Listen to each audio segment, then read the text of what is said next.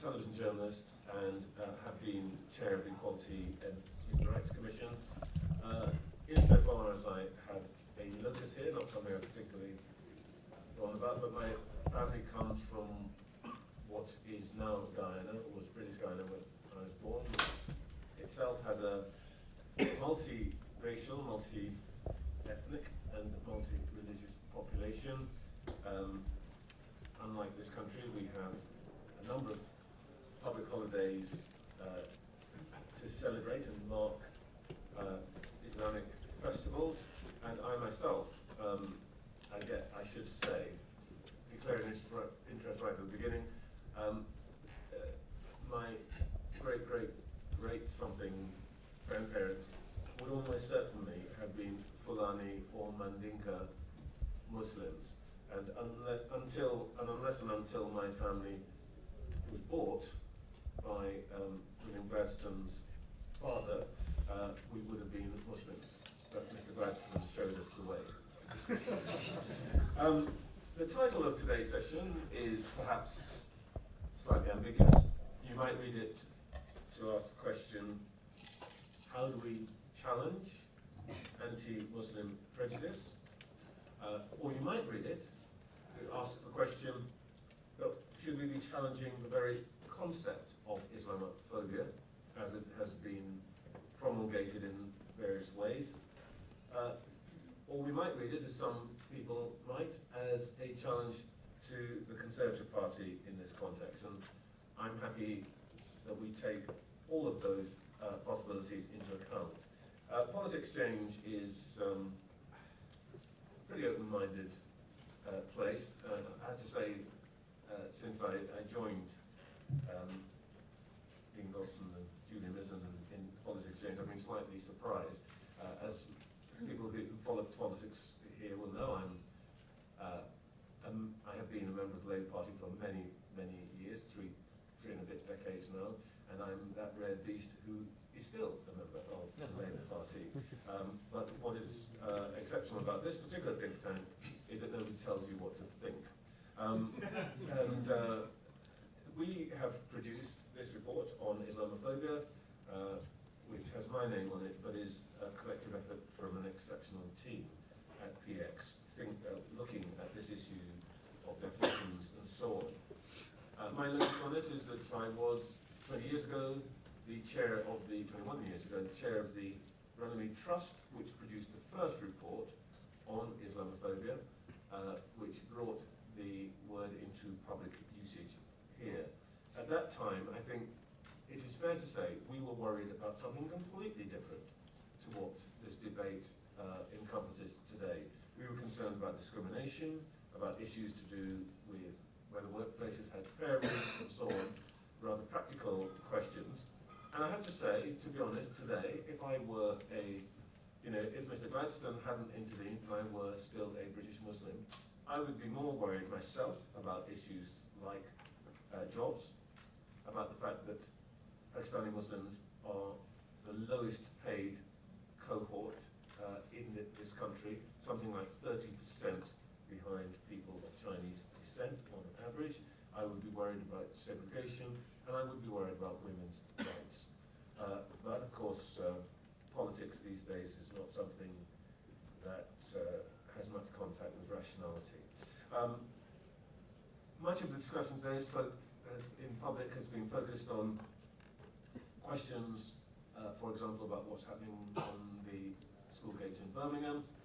And I think there are questions here about whether it's okay for people to protest, but not okay for people to object to the nature of that protest. There are issues to do with my profession, media, and what we may or may not say and write. And before I hand over to our speakers, I will just put one small piece of experience on the table for you to consider, to say why I think this topic is so much more important than I think people often give it credit for. Some months ago, about a year ago, the BBC transmitted a piece from Yemen, which was about the taking of the presidential palace. And in the course of that piece, there was a group of rebels, as they're called, Houthis who were chanting in Arabic. And there's a translation of this chanting which included the following phrases: death to America, death to Israel, death to the Jews, victory to Islam. I asked, for various reasons, executives of the BBC why this particular phrase was translated, because actually it had no particular relevance to the story. We then embarked on a 6-month correspondence in which, today, up until today, there's not really any answer for why the phrase death to the Jews was transmitted. But I will tell you what I think has happened here, that it was a mistake, difficult mistake to make, because anybody who does TV will know that particular footage will have been through 7 or 8 kinds of review before it got to the air. The corporation finds it impossible to get into a conversation about this because it is anxious, extremely anxious, about what it says and doesn't say about a particular faith group, and is extremely worried about being seen or accused of being Islamophobic. In the context of the comedy that we've seen from the BBC in the last 2 or 3 days over Nagel and Chetty, I think there's a much more serious issue here. To what extent is the argument around Islamophobia already having an effect in silencing those who report our world? As chair of Index on Censorship, I can say that I think we are quite a long way and quite a damaging way down that road. So with that, let me turn to our panel, all of whom you have descriptions of. This is a serious topic, and I think we have an appropriately serious and powerful panel. And I'm going to start by asking Nazra Ghani, who I'll remind you, I think, the first female Muslim to speak from this practice box in the House of Commons. I think that's correct, isn't it? January 2018, that is correct. Right, historic moment. Yeah. Nazra. Thank you very much, thank you. It's difficult to follow that, but I'll do my best. I think I'm here because I am a Muslim and a conservative, which the far right struggle with. I'm also a feminist and a conservative, which the far left struggle with. I'm also a Muslim and a feminist, which the Islamists keep telling me cannot be true, so they obviously are struggling with that as well. So you can tell there are many contradictions in who we choose to be, and there are many contradictions in Islam, but what we are afforded in this country is the opportunity to be multiple things, because this country provides us the freedom to practice our faith in which way we wish to, and also to express our concerns towards any faith, I hope, which way we choose to do so. For me, this explains why the definition, or a definition, of Islamophobia is always going to be complex and challenging. But I hope that today, when we have this discussion, we can focus on the 2 things that are absolutely important. One is focusing on the victims of anti-Muslim hate or abuse.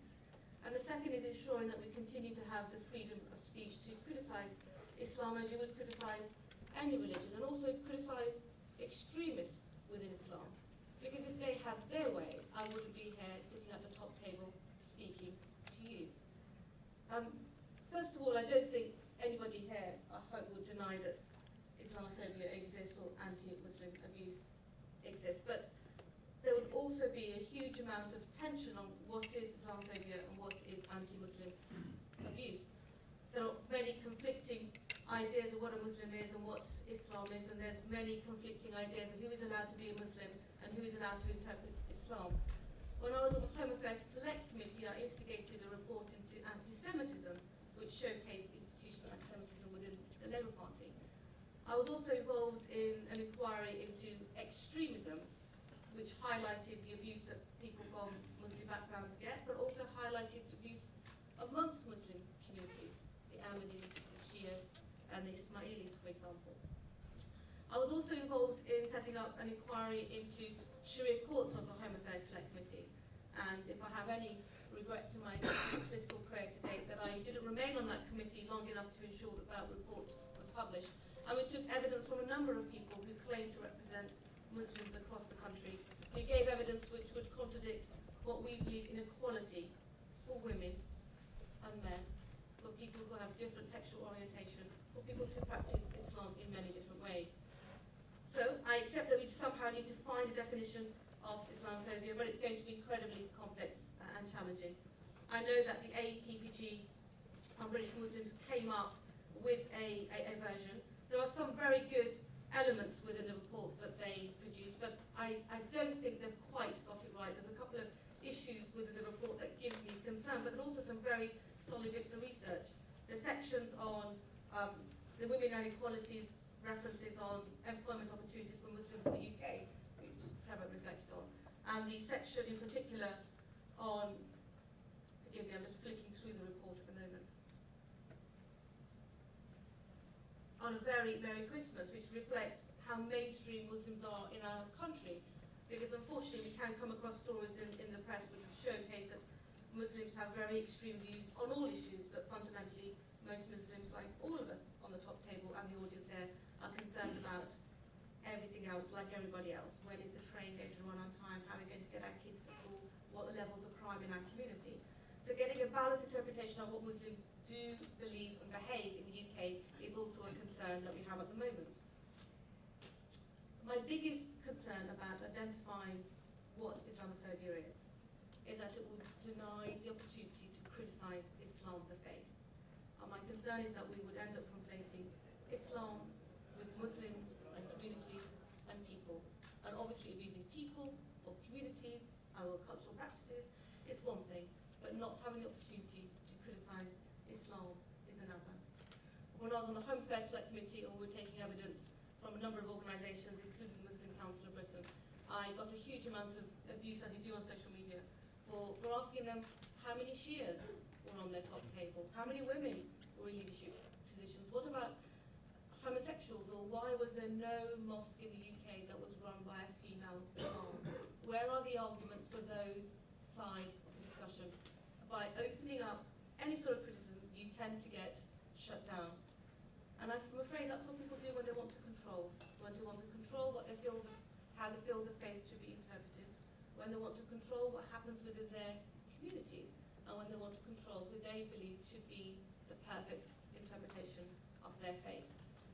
So I don't know how we get to a solution of identifying Islamophobia, but I think we need to address how we can tackle anti-Muslim abuse. I know a lot of work has already been done by government. All of you in this room will know enough. I don't have to read out what we are doing, but making sure that these crimes are registered by the police and taken forward seriously. The fact that there is inquiry going forward into how we define Islamophobia. But it provides me with a huge amount of anxiety that the way that I would like to challenge Islam and extremists may be denied to me. And if I, as a Muslim woman, feels those concerns, then we should all have a little bit of concern when we're going down this route. And I think the example you gave is one as well, the other side of the argument, that people are too concerned or are anxious about tackling an issue because they may feel that they're going to be challenged by being Islamophobic by doing that. So it becomes a very complicated case. I know there's a huge amount of discussion about the APPG's report. As I said, there's a couple of really fantastic pieces of research in there. But the notion of Muslimness, I'm not sure what that means to whom. For some people, I'm just not Muslim enough, and I get abuse from those that are Muslim and those that aren't Muslim. And for some others, apparently I'm spreading some form of Islam by just being a constituency MP dealing with my videos. I'm not quite sure where to go. My worry is that my space is being reduced to tackle an important issue, which is to critique Islam and see how it can sit neatly with living in the UK as a modern feminist woman, at the same time promoting the good points of my faith, but also challenging extremists who obviously are going to do their best to groom vulnerable people in our societies. I'm looking forward to the discussion that's going to happen. Thank you. Thank you.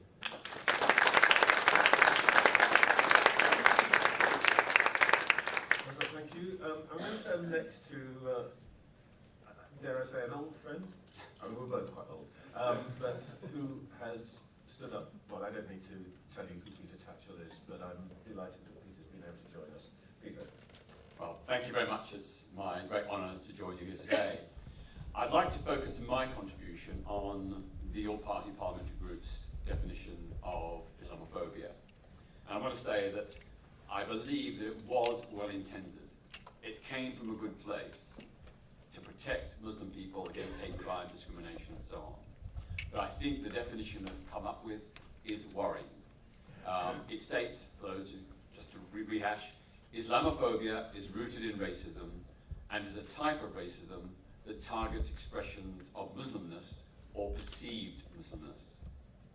Now, I see three big problems with this definition.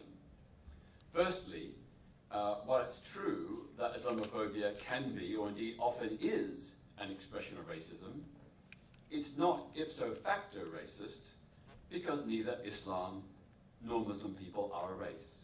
You know, Islam is an idea, and Muslims include people from many different races. Moreover, prejudice against Muslims can be driven by non-racist motives. Can be driven by, for example, a fear of Islamist extremism and terrorism, or by Christian or Jewish religious sectarians who have a hatred of Muslims because they think they're worshipping a false god. So I think that's the first problem. The second is that, as we've heard, Muslimness is a very vague, subjective term. It is not defined in the definition, and we don't know who gets to decide this, because Muslimness means many different things to different people. Even among Muslims themselves, there's no consensus. There are different sects of Islam, you know, Sunni, Shia, Ahmadi, Sufi, and so on. They can't even agree among themselves. So it is a contended view or contended understanding about what constitutes Muslimness, even among Muslim people. Now, of course, there are some ultra-conservative and Islamist Muslims who claim to represent the true Muslimness, and they use it to justify their opposition, for example, to women's rights and the rights of LGBT people. The third concern about the definition is that it could be used to restrict free speech. The defenders of the definition dispute this, but the definition includes no robust caveat to protect freedom of expression. And you would have thought that if they're concerned about that, they would have included that kind of caveat. As we've said, Islam is an idea, and like all ideas, including my own, it should be open to scrutiny and criticism. But as we know, very often critiques of Islam are denounced as an attack upon Muslim people, when they're in fact an attack upon an idea. This is very unfair because in a free society, it's perfectly valid to criticize all ideas, including the idea of Islam, or indeed any other belief system. But what is not acceptable, and I concur with the previous speakers, what is not acceptable is to be prejudiced against Muslim people and to consequently victimize them. Discrimination against ideas is perfectly reasonable in a free society, but not discrimination against people. I myself don't like the term Islamophobia. I think anti-Muslim hatred is much better because it focuses on prejudice against Muslim people. It focuses on the prejudice against those people that undermines their well-being and their life chances. I speak as someone who has defended the rights of Muslim people for decades, but who also defends freedom of expression. I think we need to defend both.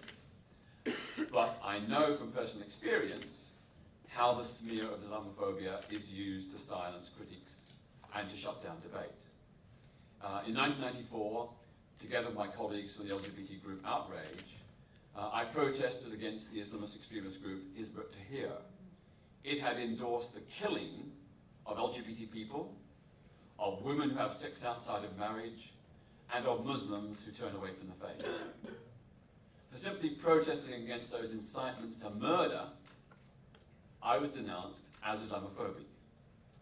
All I in fact was doing was confronting a hateful ideology of theocratic Islamism. I was not attacking Muslim people. I would never do that. And of course, most Muslim people do not share those hateful, murderous injunctions. My protest with Outrage in 1994 could fall, potentially, within the sweeping definition of Islamophobia proposed by the APPG. That's the worry, that's the concern.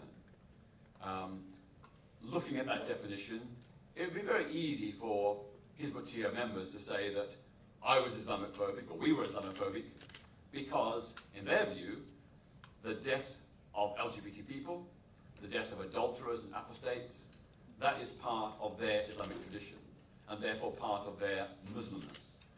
That's the big worry. The charge of Islamophobia has also been levelled unfairly at Southall Black Sisters and the Iranian feminist Maryam Namazi over their defence of Muslim women against patriarchy and sexism.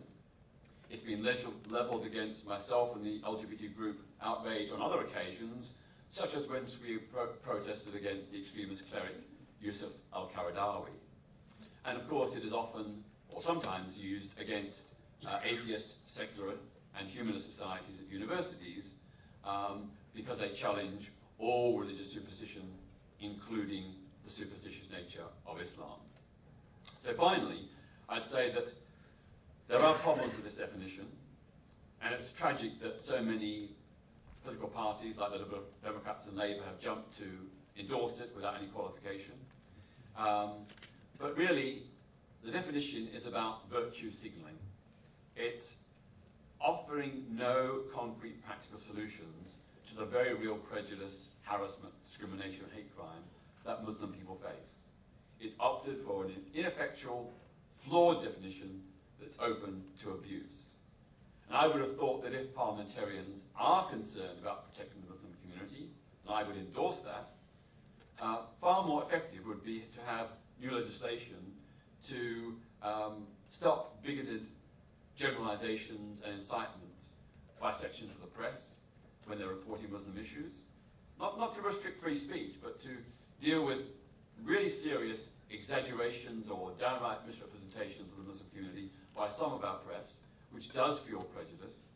And also, of course, mandatory education in our schools to encourage religious toleration. Those two practical actions would be far more effective than this potentially dangerous definition.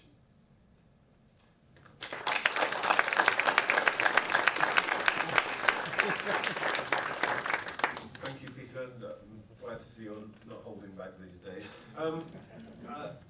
I haven't had the privilege of meeting our third panelist before today, but she is an author and a commentator, but actually, unusually for people like us, she's actually got a job. She's a physician, and she actually does some good. So I'm delighted that she's been able to, I'm speaking about journalists.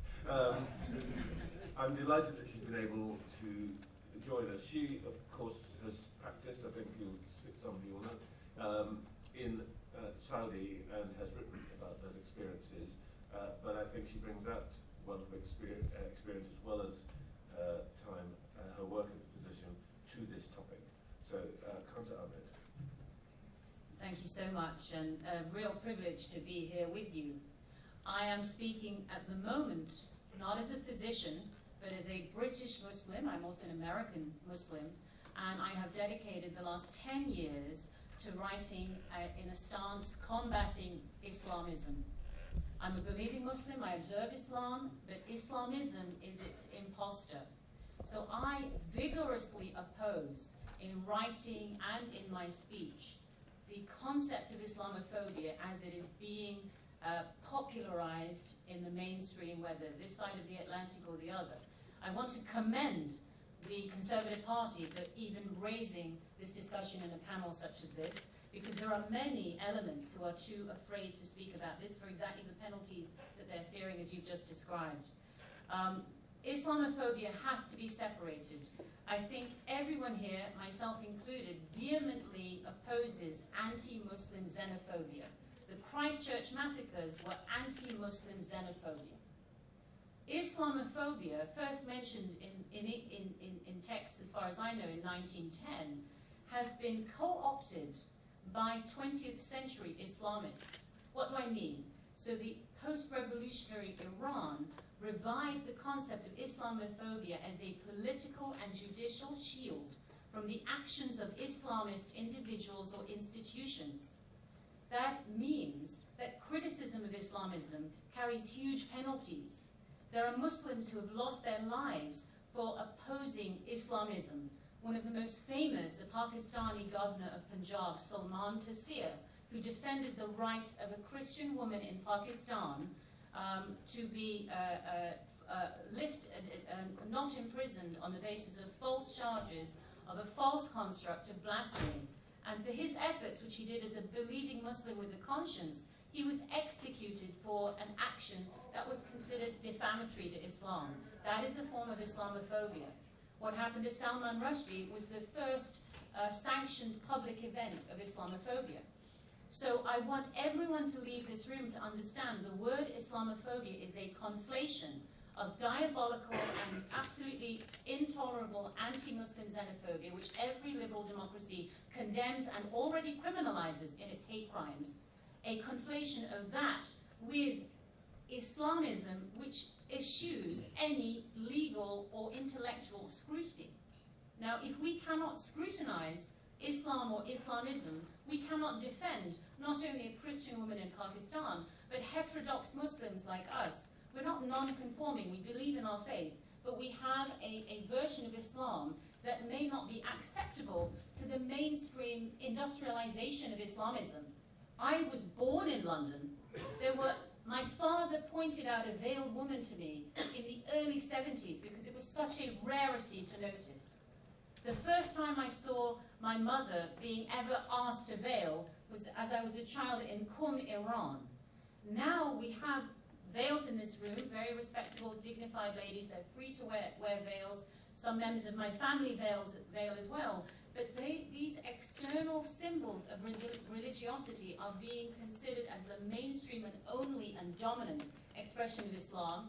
These symbols are used to delegitimize voices and arguments that come from someone who isn't dressed in that manner. Now, we're a free society. We can dress to the extent that anyone wishes. But the danger comes if we do not, first of all, I disagree with an official definition of Islamophobia at all. I think it should be an intellectual and academic pursuit. I don't think it should be adopted by legal or educational bodies. I think it's extremely dangerous. If we are going to adopt a definition, and I believe there's an inquiry coming in the Conservative Party, be aware that those individuals appointed to that inquiry are entrusted with enormous power, and those persons will embody policy. So you must be confident those persons in their beliefs will safeguard the values of the most vulnerable, most heterodox, most nonconformist Muslim there is. And restrictions of my freedom as a Muslim become restrictions of everyone's freedom, because you cannot oppose or contest an idea. Now, I write about these ideas both in the United States and Britain, and it is an incredibly perilous task to even write about these ideas, because there is a true risk, a true cost of what's colloquially known as legal jihad, frivolous, baseless cases in order to silence or confine a journalist. And we cannot have politicians embracing a poorly defined term, not knowing what they're getting into, not being able to distinguish Islam, true Islam, from Islamism, the imposter. Islam is a monotheism, 5 simple tenets, that's it. Islamism is a 20th century construct, a political totalitarianism. Yet it is being privileged in the United States and maybe in the United Kingdom as a religious minority. One of the questions in this panel was, will it help integration? Islamism's goal is fragmentation of society, the silo and the false construction that the Muslim is always besieged in society. Now, I am shocked to hear about what you've mentioned about the demographics of Pakistanis in Britain. In the United States, Pakistani migrants are the fastest to a 6-figure income, most quickly upwardly mobile. So that's, what are the economic and societal reasons for that? But a definition like this will not assist and will not forward it. And I think what we want to understand, or what I want you to understand, is a definition of Islamophobia is an instrument that will advance only the privileges of Islamists, like the group that Mr. Phillips was protesting. Tatchell. Sorry, Mr. Tatchell, pardon me, Peter. That is an instrumentalization of Islamism in favor of that. so that an individual like me who wants to protest that group as a Muslim is now accused of Islamophobia, and that is already happening. One last comment, and then I'll be quiet. We're already seeing the dominance of this narrative in the United States, where we have our very first elected American Muslim women in Congress, Congresswoman Ilhan Omar, Congresswoman Rashida Tlaib.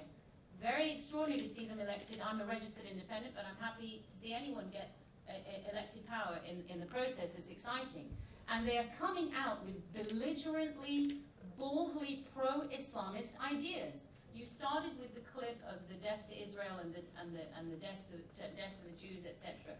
So this construction that we have seen of anti-Semitism, which is melded now in the Democratic Party and has not been challenged, because if you challenge it, you're an Islamophobe. This is how our president is often accused of.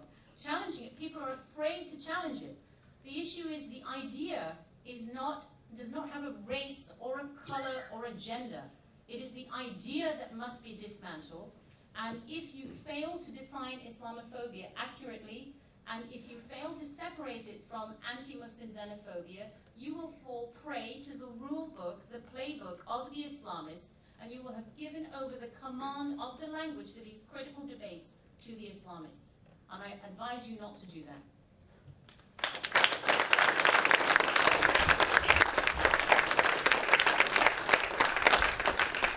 Well, Dr. Ahmed, I promised Karen that I would give her her proper title.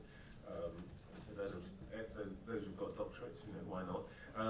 Today, thank you so much for that. And no doubt we'll return to some of that in our discussion. I should just say, by the way, I don't know if I'm the only one here who's been nominated by a UN body as the Islamophobe of the Year. You might have been, Peter. No? Come on. I'm jealous. I completely recognise what you've been saying. In a moment, I'm going to just very quickly ask each of you to comment on, because you've raised a very specific thing. I wouldn't want us to walk out of here with anybody saying we at Policy Exchange don't want to confront important questions. And the issue of the government inquiry into what a definition might look like is important, and the question of whether the Conservative Party itself should have an investigation, I think, are important. So I might just ask each of you for 30 seconds on that in a moment. But before I do that, we should have had a fourth panelist, Yahya Khalil Stahaf, who is the General Secretary of the Ulama Supreme Council in Indonesia. Unfortunately, those of you who follow these things will know that there is rioting in Jakarta. He is the senior advisor to the president of Indonesia, and obviously this was not a moment for him to leave. But he has sent us a statement, and I should maybe remind you or let you know that the organisation that he heads is the largest single Muslim organisation in the world. This is what he says. He says, the continued targeting of Muslims and Muslim places of worship, as witnessed with the Christchurch and Finsbury Park attacks, comes after nearly 2 decades during which Islamist atrocities have been a pervasive feature of daily life around the world. Horrors such as the massacre in New Zealand would likely be inconceivable if divorced from this wider context in which Islam has become synonymous with terror in the minds of many non-Muslims. Among both Muslims and non-Muslims, there is an urgent need to address those problematic elements of Islamic orthodoxy that underlie the Islamist worldview, fueling violence on both sides. The truth we must recognise is that jihadism can be traced to specific tenets of authoritative Islam and its historic practice. This includes those portions of Sharia that promote Islamic supremacy and encourage enmity towards non-Muslims. There is a desperate need for honest discussion of these matters.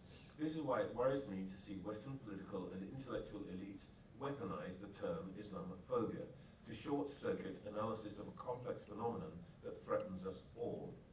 It is factually incorrect and counterproductive to define Islamophobia as, quote, rooted in racism, unquote, as proposed by the All-Party Parliamentary Group on British Muslims. In reality, it's the spread of Islamist extremism and terror that primarily contributes to the rise of Islamophobia throughout the non-Muslim world. That is why it's vital to challenge the prevailing Muslim mindset, in quotes, which is predicated upon enmity and suspicion towards non-Muslims, and too often rationalizes perpetrating violence in the name of Islam. Otherwise, non-Muslims will continue to be radicalized by Islamist attacks. Stifling this much-needed debate with a flawed definition of Islamophobia will do nothing to make Muslims safer, but rather will contribute to an atmosphere in which divisions become more deeply felt, creating greater hostility and inevitably putting both Muslims and non-Muslims at ever greater risk. Perpetually focusing attention outward, as seen with the endless call for Islamophobia investigation into Britain's governing party, only adds to the problem by distracting from the need for debate within and about Islam. Jokes are not inherently Islamophobic or hateful, and this includes Boris Johnson's joke about the burqa. Seeking to police what other people think and say is an authoritarian means of preventing free discussion, rather than an expression of compassion. I commend Policy Exchange for hosting this event. I also commend those of goodwill of every faith and nation who seek to prevent the weaponization of Islam for political purposes and strive to find common ground on the basis of our shared identity as human beings who are endowed with the right to freedom of opinion and expression, a right which includes freedom to hold opinions without interference and to seek, impart and receive information and ideas through any media and regardless of frontiers. And he refers to the Universal Declaration of Human Rights, Article 19. We note from afar your efforts to defend this key element of the humanist tradition, which is under siege by the forces of intolerance. In today's caustic political environment, it is both seductive and easy to hurl accusations, for example, of Islamophobia, rather than present reasoned arguments concerning issues that are of the utmost importance to our respective societies. Rather than vilify and or silence those who disagree, let us choose compassion. Let us embrace humility. Let us be objective in our analysis of circumstances and events. And let us respect the right of others to think and speak freely. For God alone knows the truth of all things. I believe this is the only way to restore trust and re-establish the bonds of affection that are essential if we are to acknowledge and embrace our shared humanity.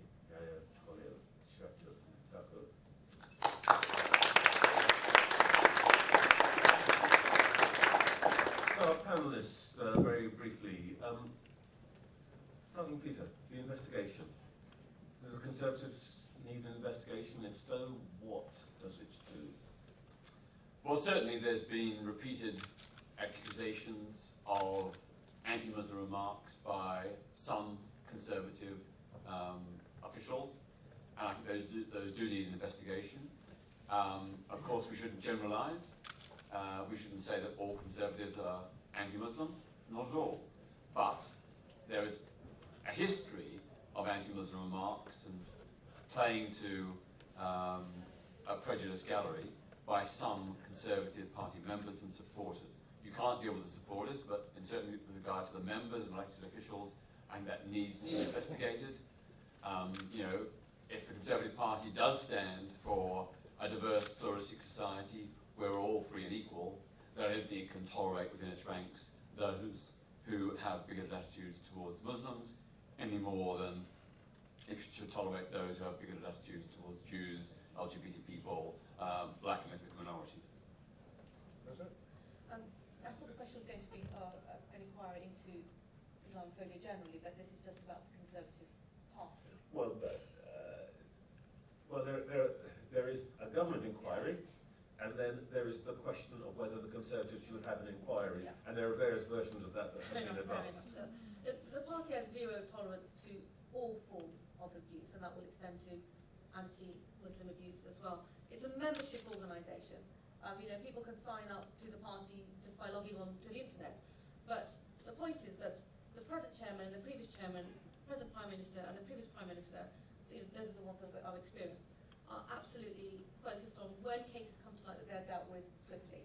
But if it's a membership organisation, people are going to join for various reasons from all sorts of backgrounds.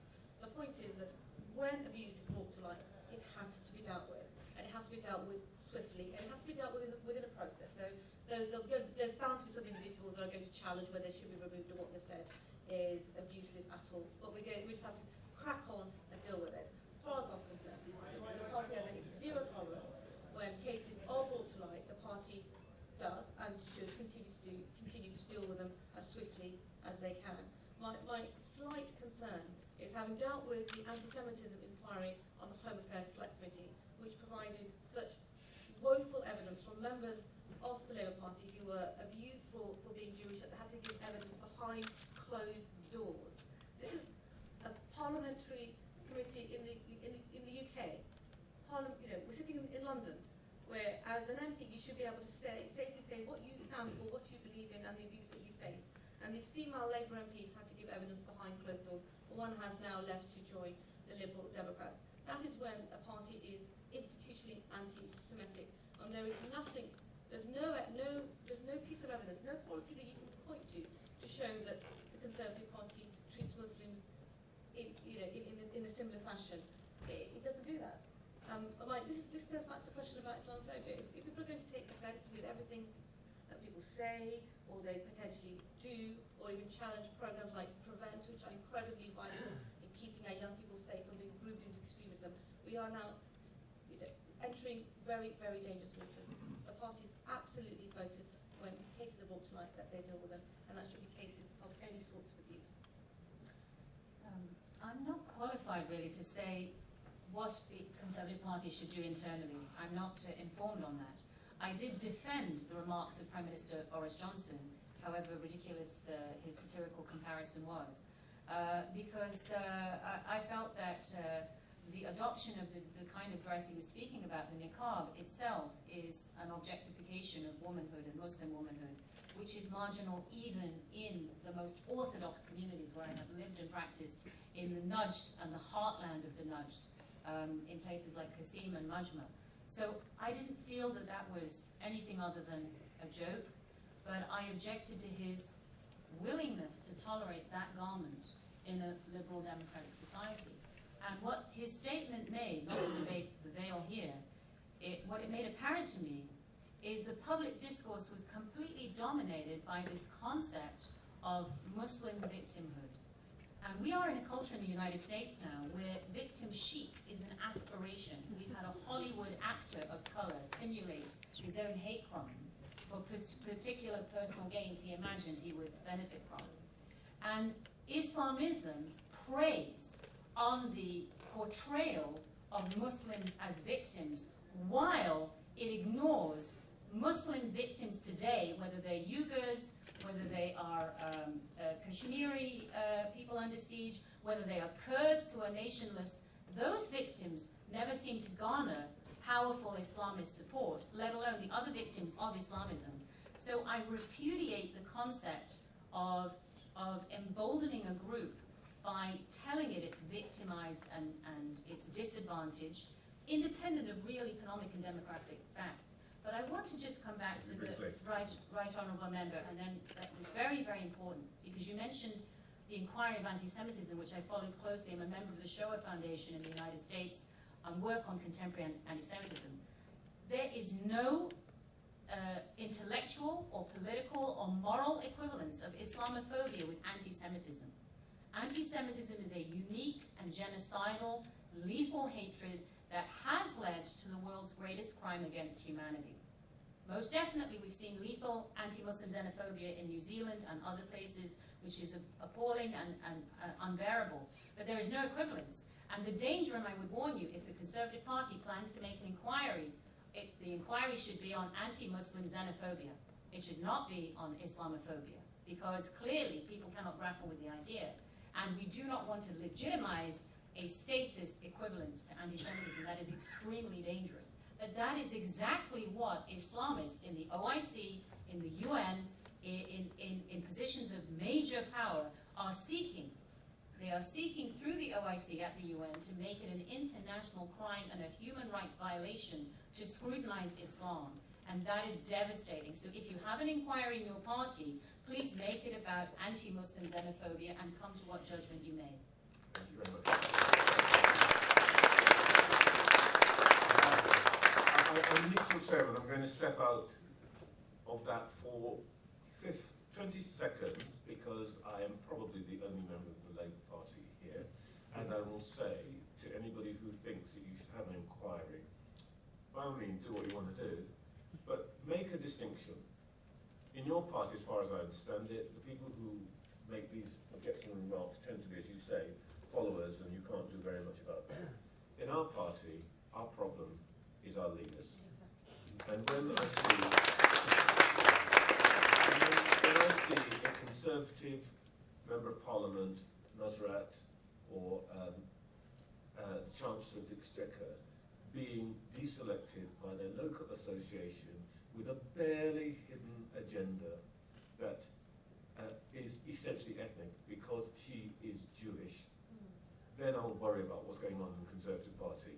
My concern is way, completely different quality on the other side. Your point is correct. Right, back in neutral chairman territory. No. I need to take some people through this. Just for the moment, the party has said that they will investigate or hold an inquiry into all sorts of abuses that are perpetuated by other members, potentially. Okay. That is underway. Right, I'm going to take gentleman over there at the back, and then I'm going to take 2 or 3 people, and then I'll give you guys a chance to come back. I'm looking for a person who is not a gentleman. You know what I mean? Right. one there, and the lady in the front here. Thank you. Now it's clear I'm the only gentleman. I have come a little bit late, so missed Peter, although I know a lot about Peter and the MP, Nusrat. The last person I heard,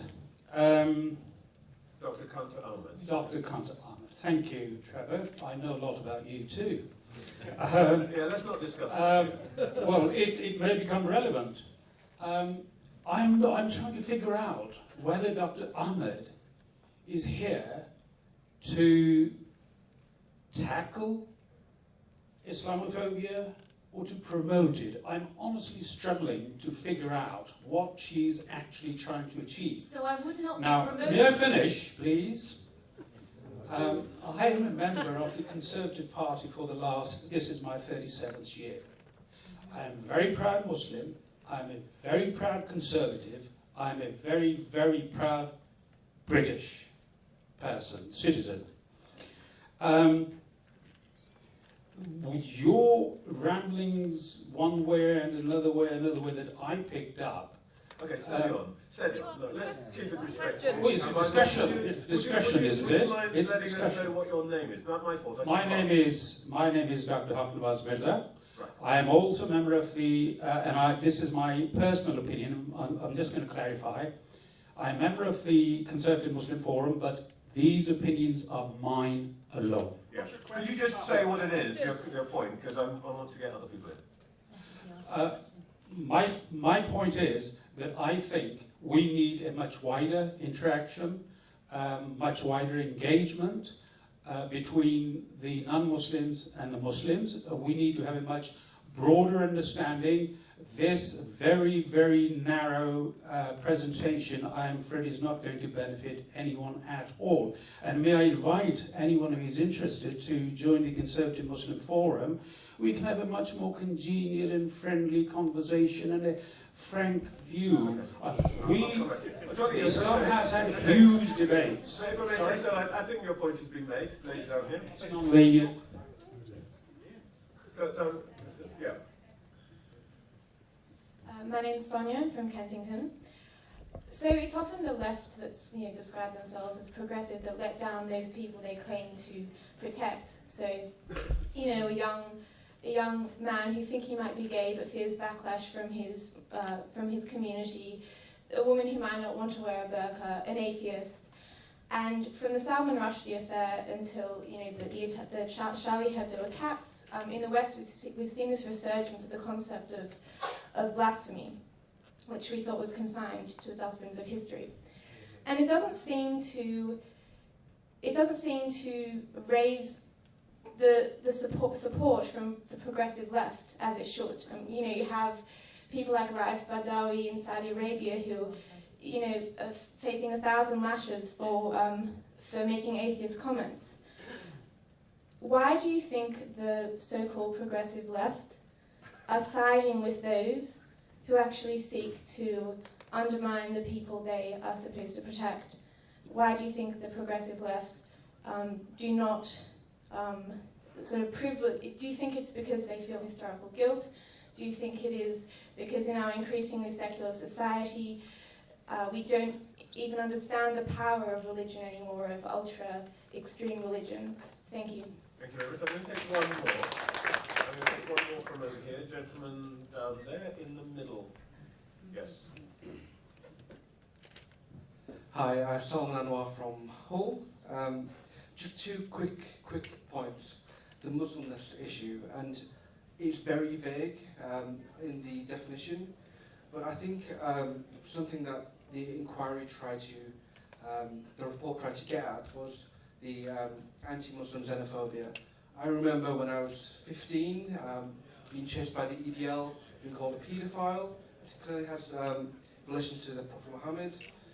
That's, I think, what it tried to get to at Muslimness, the relation between Islamophobia and racism. And I'm a very liberal Muslim. I remember Peter Tatchell coming to Hull University last year and proudly introducing him. I'm very liberal, and I support everyone involved in the Muslim community. But I think often when we're discussing Islamophobia and criticising the definition, we focus too much on, for example, the phrase Islamophobia. I agree it's not the perfect phrase, but it's the phrase that we have. And we're discussing the phrase, and it often seems like we're not discussing the actual issues of And so me and my... what point would you like these guys to deal with? The understanding of Muslimness and trying to appreciate what the inquiry was trying to do. And just quickly on the Conservative Party, I just think that we're not clear enough and we're not transparent enough. And I think the problem with the Labour Party does come from the leadership. We have so many members though that do on social media. I've had members in my own in Hull, someone saying Muslims coming here is like the Blitz, and was allowed to stay in the party even though he said that. And I just think we have someone that... I'm sorry, I don't want to shoot Yeah, you down, yeah, but no, there are other people... I just think that we need to be more transparent, and we seem apathetic when I know we're not. Okay. All right, look, why don't you deal with this? I suggest you don't deal with everything that has been said, but this issue about the left would be an interesting one to hear from all of you. Well, the left are interesting because they never tend to champion women in Iran who are being sent to prison for showing a tuft of hair, or women in Afghanistan who are sent to prison for having a child out of wedlock. I worked in Afghanistan, Pakistan and India, and I saw how religion can oppress women as well as empower women as well. I think the left in the Western world are so busy feeling my pain, they have no idea actually what I'm trying to achieve. They've got this huge amount of guilt that when the left want to talk about my rights, my voice, my opportunities, and they haven't got a clue what we're trying to strive for. I don't want special status as a Muslim woman. I just want equal status to you. End of. And unless they can give me that, then they've got no right to talk on my behalf. The left is all about control. So they're never going to talk about this. We're trying to talk, Dr. Robert and I have stopped men within our faith who were the worst versions within our faith, not the good men within our faith, who wanted to control us. Control what we say, control what we wear, control how we live our lives. And we have fought against that, and we've ended up here talking to you at the top table today. The left is all about control, and once they lose that control, they're not going to support groups like us or the groups that you're talking about, because it gives them no way of gaining their support going forward. I do want to quickly just talk to someone who's here from Hull. It's fantastic that you are here. You're right, and I think the APG report has come from a good place, but it's so complex that I think it is a mistake to rush into accepting it. This is complex, complicated, and it's sensitive, and we need to get it right, because if we're focused on the victims, not on the politics or the people and their egos, then we need to take our time in getting it right.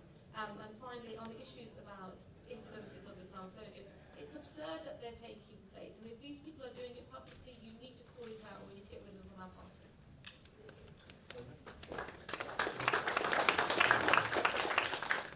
So this gets to the kernel of of how Islamism operates and advances in secular liberal democracies. What is the reason that President Abdel Fattah Sisi has banned the Muslim Brotherhood from giving any sermons in Egypt? What is the reason that the majority, more than 90 million Egyptian Muslims, came onto the streets and threw out and demanded and begged for the Mohammed Morsi to be removed from power? Because Islamism is fundamentally illiberal. It is fundamentally domineering. It is fundamentally about a supremacism that is a total rejection of Islam's values. Islam intrinsically demands pluralist belief. I cannot be a believing Muslim if I don't accept the gospel, if I don't accept Jesus, if I don't accept the Torah and I don't accept Moses. I cannot become a Muslim. That is pluralism written. This is absolutely rejected by Islamists, and at their center they have a cosmic enmity with Judaism, and they have a commitment to a war with secularism. Now they come. I'm born in this country. They come into the West, whether it's the United States or whether it's France or Britain, and they are a minority in the population. And we are tolerant liberal democracies which privilege the most vulnerable people in our societies, because that is the essence of democracy. And in that petri dish of tolerance, illiberal ideas flourish, and they portray themselves as a victim. That is not denying that there are demographic and societal challenges for sectors of the society that you're teaching me about. That marriage of victimhood with the left is what's institutionalizing Islamism as a legitimate political thought and portrays extremist groups as liberation organizations. Okay, begin very briefly. Well, I speak as your left-wing socialist, democratic, pluralist, liberal, and I think the criticisms of the left are much deserved. But there's also criticisms that can be levelled at the right as well, including the Conservative Party. So you mentioned Raif Badawi. Well, I have been one of the sponsors and participants in the weekly vigils outside the Saudi embassy in London to support Raif Badawi, his lawyer, who's also jailed, and all the other political prisoners in Saudi Arabia. It's true, the left have not been there, but neither has the right. In fact, we're just a tiny, small group of people who get little support from either of the political establishments. So I think that to single out the left, well, that's justified, but without also calling out the right. I mean, we have had successive governments, both Labour and Conservative, who've cozied up to the Saudi regime, selling them weapons in exchange for oil, and ignoring the gross human rights abuses that take place in that country. And I think, all parties and all governments have a case to answer. With regard to why the left has this hands-off view, I think there's two basic reasons. First of all, they say that if they challenge Muslim people over extremist ideas, that they will be fueling the fire, that they will be colluding with the far right, that they'll be exacerbating prejudice. Well, at one level, yes, and it's also true that as a very marginalised community, we don't want to heap more upon the Muslim community. But if the left and liberal opinion, and indeed the right as well, doesn't speak out, it leaves a vacuum which the far right, like the BNP, the EDL and so on, have exploited.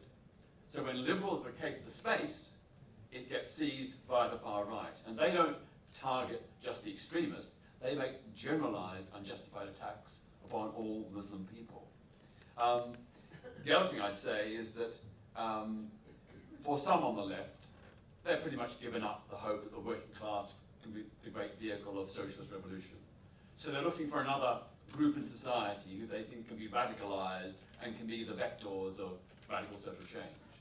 And that's quite cynical, very exploitative, manipulative, and very paternalistic. I have nothing to do with it, I'm ashamed of it. I'm afraid we have run out of time, and I would love to join in the discussion. Those of you who know me know how I've been a Trappist monk today. But that's partly because I found this discussion, our panelists, so fascinating, and I'd like you to thank them in the traditional way.